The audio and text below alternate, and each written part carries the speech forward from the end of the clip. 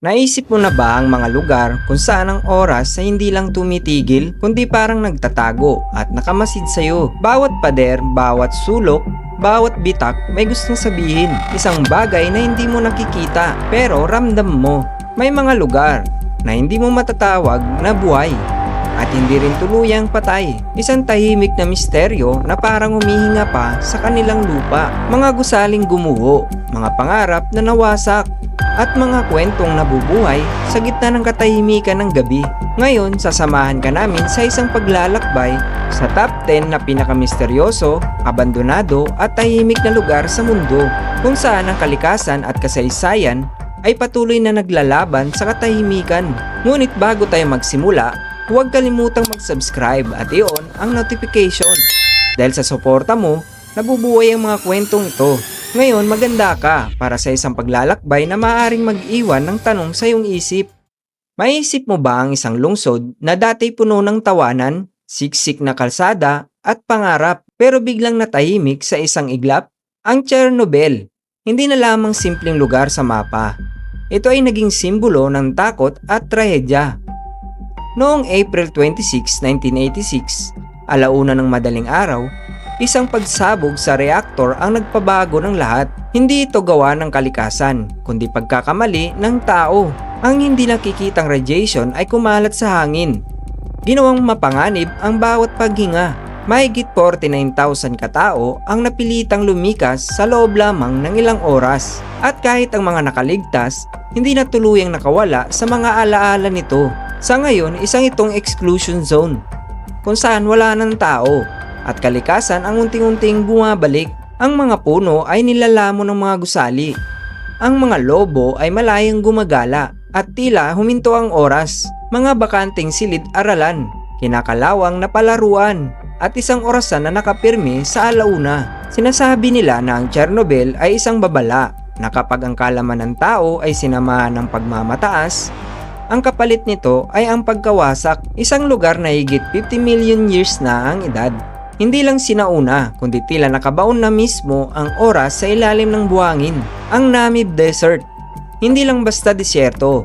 Isa itong buhay na alaala ng nakalimutang mundo ng daigdig. Matatayog na buhangin, parang mga higanteng umaabot sa langit. At ang Dead Flay, isang puting lambak na luwad, kung saan nakatindig ang mga tuyong puno, parang nagyelo sa panahon.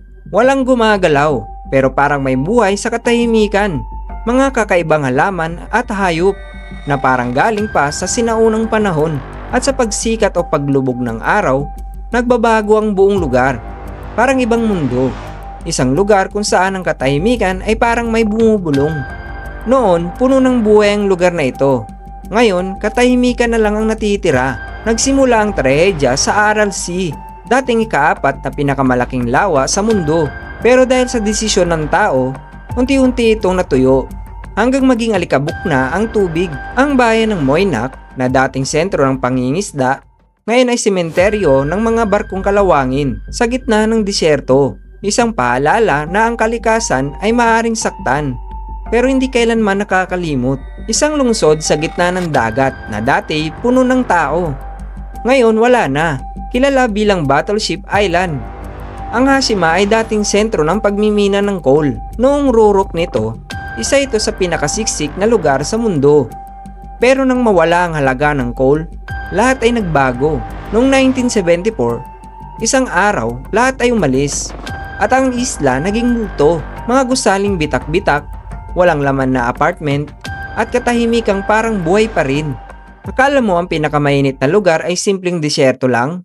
Mag-isip ka ulit. Dahil ang Dash Ilut ng Iran, isa sa pinakamainit na lugar sa mundo. Umaabot sa 70.6 degrees Celsius ang temperatura, sapat para makasunog ng balat sa loob ng ilang segundo. Pero nakakagulat, may natuklasang microscopic life dito. Buhay, sa lugar kung saan hindi dapat posible ang buhay. Mga itim na batong bulkan, mga kakaibang anyo ng lupa. Parang Mars ang tanawin. Isang dating dagat kaya ito? Kung oo, saan napunta ang tubig? Isang lungsod ng mga guho pero hindi tahimik dahil bawat bato may kwentong sinasabi. Dating sentro ng Villa Yanagara Empire. Ang hampi ay simbolo ng kapangyarihan at ganda. hanggang sa dumating ang digmaan at winasak ito. Ngayon, mga templo at labi na lang ang natitira. Ang stone chariot, nakatayo pa rin. Parang may hinihintay na hari na hindi na babalik. Isang lungsod kung saan walang nakatira. Pero pakiramdam mo may nakamasid. Itinatag noong ika-8 siglo. Ang Krakow ay dating maunlad. Pero dahil sa landslide, baha at lindol, iniwan ito ng lahat. Ngayon nakapirmi sa panahon. Walang laman na kalsada. Katahimikan na bumabalik at pakiramdam na may presensya. Isang lungsod na gawa sa diamante na ngayon ay nilamon ng buhangin. Dating mayaman at marangya, pero nang maubos ang diamante, iniwan ito ng tao at ang disyerto, kinuha ulit ang lahat. Ngayon buhangin ang laman ng bawat silid. Pinakamalamig at pinakamahiwagang kontinente sa mundo. Sa ilalim ng yelo, may mga lawa na milyong taon nang nakakulong.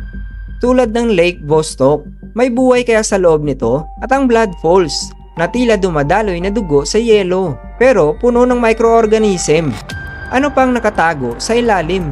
Isang disyerto kung saan gumagalaw ang mga bato.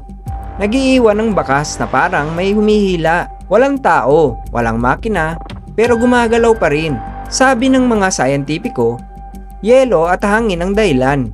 Pero ang pakiramdam ng iba ay parang may iba pa.